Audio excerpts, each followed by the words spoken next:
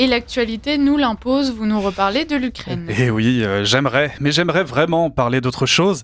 Mais cette petite musique qui monte avec cette guerre en Ukraine et la façon qu'a le gouvernement de nous inciter à la faire nous énerve tous, même si certains montrent déjà leurs ailes, comme l'avocat Charles Consigny. J'adore les gens qui veulent faire la guerre mais qui n'iront jamais sur un tranché. Mais moi, qui n'iront jamais pourquoi j'irais pas ? Moi, si le président me le demande, j'irai. Je m'en fous complètement. Alors là, de plus, cette surenchère de la peur sonne faux. Quand on se plie face à l'Algérie ou pire, face à nos propres banlieues, on ne vient pas jouer les gros bras face à la première puissance nucléaire pour redorer son image politique, comme le souligne le géopoliticien Jean-Loup Bonamy. Tout ça est une vaste plaisanterie. Alors, premièrement, j'entendais le ministre des Affaires étrangères français. Je rappelle au ministre qu'il est ministre dans un pays qui n'arrive même pas à maintenir l'ordre dans ses banlieues.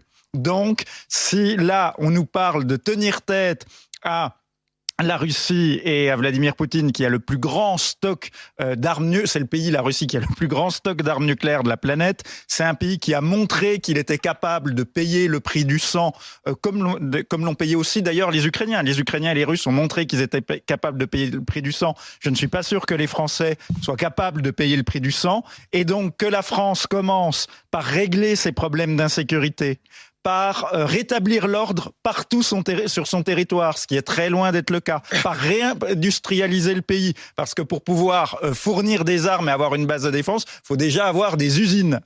Qu'elle commence aussi par remettre de l'ordre dans ses finances publiques pour pouvoir financer cet effort de défense. Et après, une fois qu'on aura remis de l'ordre à l'intérieur du pays, peut-être qu'on pourra être sérieux et respecté à l'extérieur. Mais tant qu'on n'est pas capable d'assurer la sécurité aux portes de Paris, sur le chemin qui va du métro ou du RER jusqu'au Stade de France, eh bien, en fait, on se tait.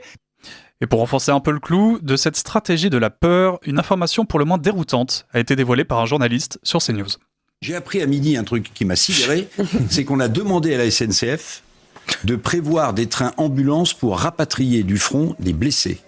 Voilà ce que l'on m'a dit à midi. On vérifie. De sources tout à fait sûres. Bon. Et on leur demande aussi de vérifier bien tout le transport, éventuellement de matériel, jusqu'à la Roumanie, où on a un détachement qui est sur place avec un peu d'armement. Donc, des trains d'ambulance, voilà ce qu'on demanderait, ce qu'on demande. Je peux vous dire que la personne qui me l'a dit, c'est pas un rigolo de cirque. On va finir par savoir avec qui vous avez déjeuné, là. Non, mais c'est comme le déjeuner. Des trains d'ambulance. Donc, si vous voulez, je sais pas que... Mais ils vont finir par nous emmener à la guerre, surtout. Ils vont finir par nous emmener à la guerre. Je dis que cette info, elle est surprenante. Et cette peur est un excellent moyen de faire avancer des mesures sociales ou budgétaires extrêmement impopulaires chez les Français, comme le président du MEDEF qui lance l'idée de décaler l'âge de départ de la retraite pour financer l'effort de guerre. C'est ce qu'a fait le Danemark. Le Danemark, qui malgré tout a un excédent budgétaire, là où on a 6% de déficit, le Danemark a décidé de reporter à 70 ans l'âge légal de départ en retraite pour que l'économie, finalement, sache financer un effort de guerre. Donc, avec l'argument de l'effort de guerre. Avec l'argument de l'effort de guerre, explicitement.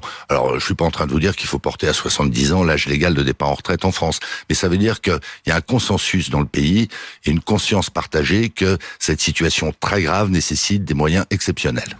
Et nous qui avons l'habitude que nos chers dirigeants s'assoient sur la volonté populaire pour imposer leur agenda, nous verrons maintenant jusqu'où ils sont prêts à aller avec cette guerre que les Français ne veulent pas faire, selon l'analyse d'Henri Guénaud.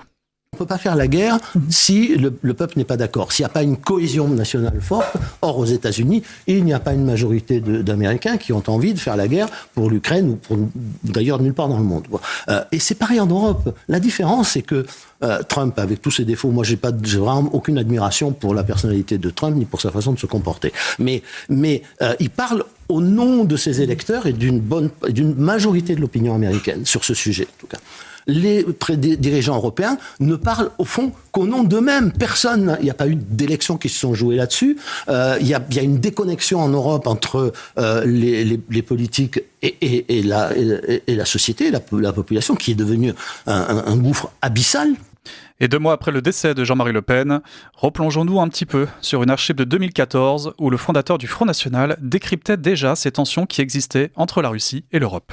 La Russie n'est pas l'Union soviétique. Faire croire que Poutine, c'est Staline, c'est jouer sur les mots. Mais elle n'est plus menaçante pour les franges de l'Europe que vous défendiez pour l'Europe de l'Est. C'est l'Europe qui joue à provoquer la Russie. Et en particulier dans l'Ukraine, qui est un pays où la Russie est née, je me permets de vous le rappeler. Et moi j'ai dit dans cette affaire, c'est une affaire de famille, c'est comme dans un divorce d'amis, il ne faut pas s'en mêler, autrement on se fait 2 ennemis mortels, un de chaque côté. Je dis c'est une affaire de famille entre la Russie et l'Ukraine, c'est à eux de régler.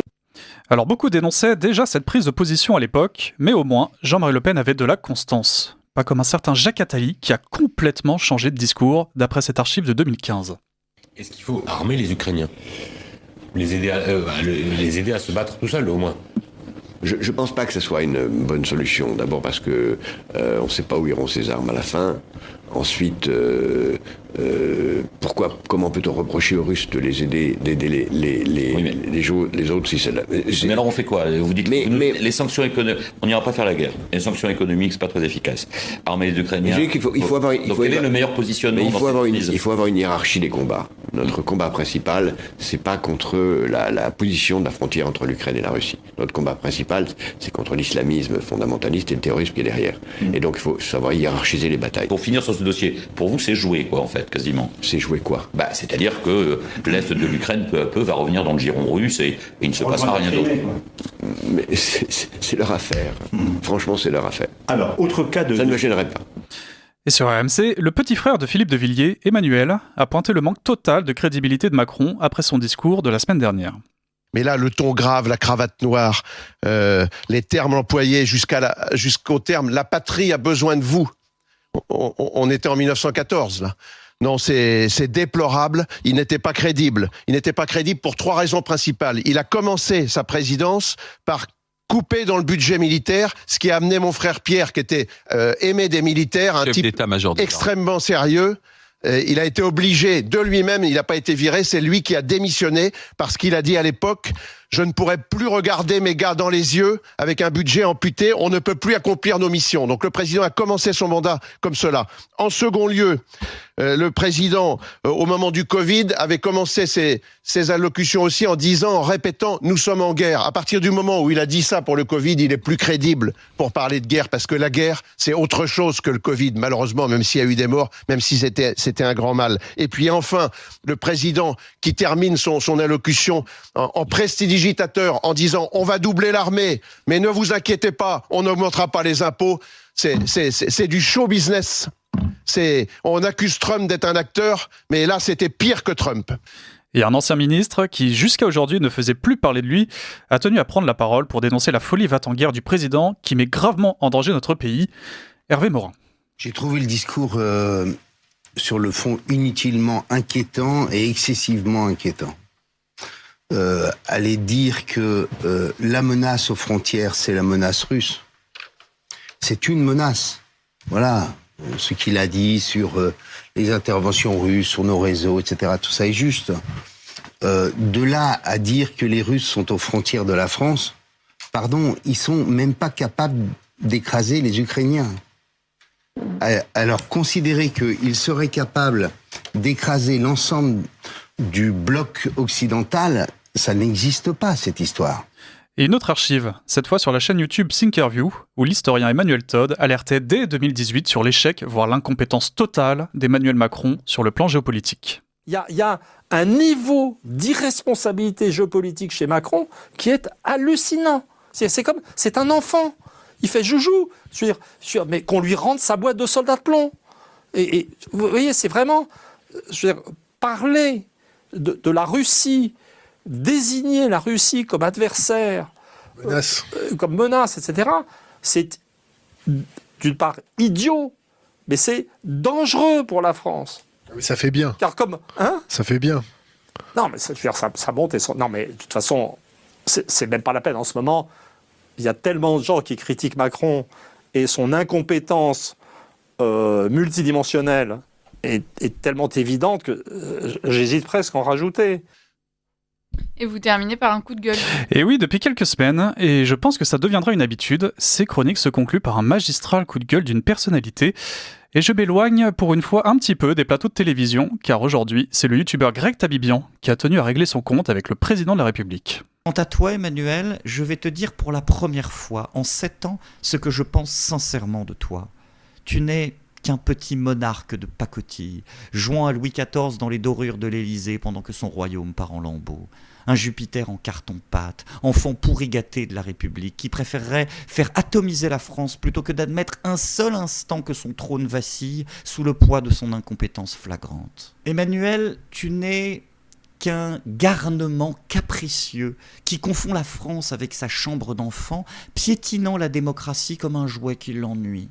Contemple ton œuvre, pathétique héritier des banquiers, toi qui as traversé la vie comme on traverse un salon, les pieds posés sur le tapis rouge déroulé par ses serviteurs de chez Rothschild. Tu penses avoir mérité ton trône parce qu'on t'a dit depuis la naissance que tu étais exceptionnel, petit prince de Léna, qui prend ses désirs de grandeur pour une légitimité divine. Écoute-toi déblatérer, t'es en même temps nauséeux, jouant avec les contradictions et le destin du monde comme un clown triste ayant perdu son public. Tu promets tout et son contraire, changeant d'avis comme de chemise Dior, pendant que tu contemples ton peuple crever avec la compassion d'un robot défectueux. Qu'il traverse la rue, croasse-t-il de son perchoir doré, lui qui n'a jamais traversé que des antichambres dorées. Te voilà maintenant, petit dictateur en herbe, qui se prend pour un chef de guerre parce qu'il s'imagine que bombarder les Russes est aussi simple que d'inonder les gilets jaunes de lacrymo avec la jubilation perverse d'un enfant qui arrache les ailes d'une mouche. Mais la violence, tu ne la connais que par procuration, protégée derrière tes cordons de CRS pendant que tu théorises la guerre derrière ton bureau. Et Greg Tabibian conclut sa charge en pointant l'immaturité manifeste d'Emmanuel Macron.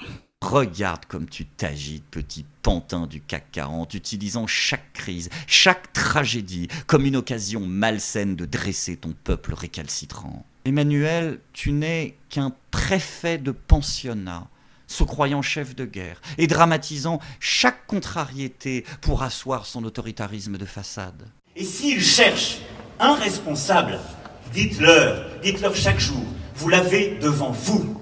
Le seul responsable de cette affaire, c'est moi. S'ils veulent un responsable, il est devant vous. Qu'ils viennent le chercher.